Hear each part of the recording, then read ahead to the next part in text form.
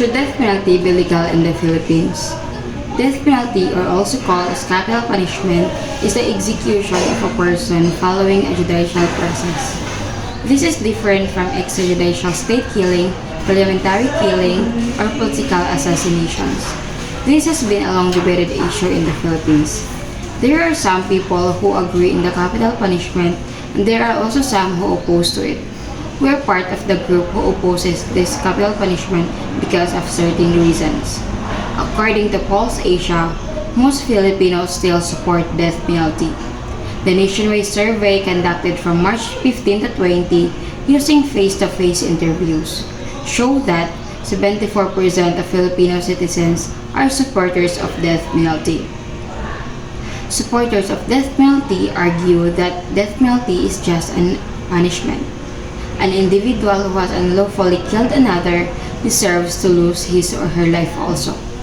This is considered a proportionate response to the harm caused. This is also known as the eye for an eye. Another argument why death penalty should be legal is that individuals who commit murder are beyond rehabilitation and are irredeemable.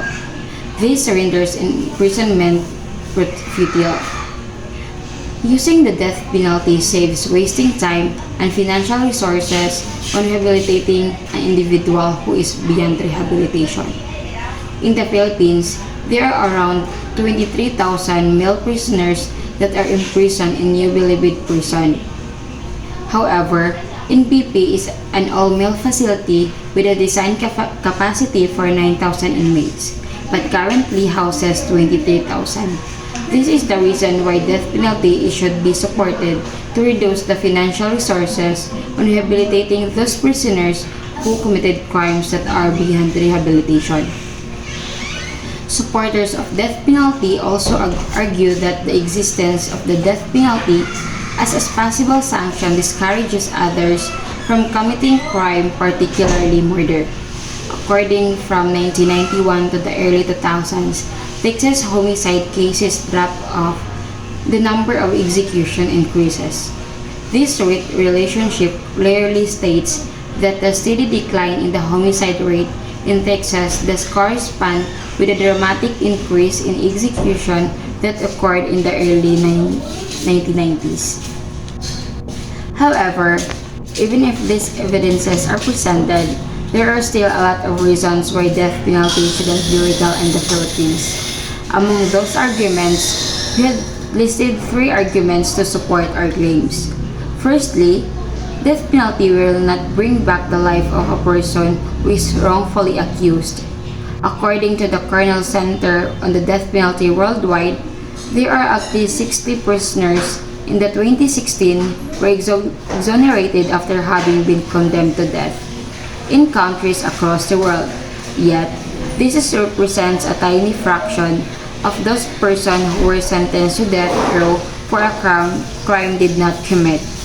There are few innocent prisoners who are obtained in the court, either because they are lack of lawyers or because there are no procedural mechanisms available by which they can present any evidence to prove their innocence.